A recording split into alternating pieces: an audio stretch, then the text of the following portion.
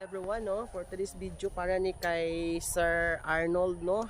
So shout out sa imo Sir Arnold, no, imuhan ning video, no, ako ning gikuan no nga yung ka nga example 2 minutes ang imuhang gi-upload nga video, tapos dito nabutang sa 30 seconds. So dito to siya mo counted sa makuha to siya sa Reels, no. Dito to siya mo makuha to sa Reels, pero mo-upload pud to dito sa imong page, sa imong Facebook page, no, nga imo in ads trend nimo ang 2 minutes.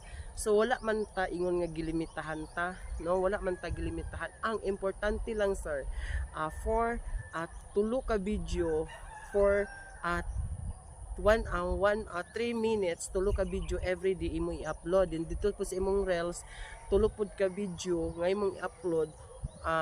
Nara sa imo kung unsa nga seconds ang imong gamiton, 15 seconds ba, 30 seconds or 90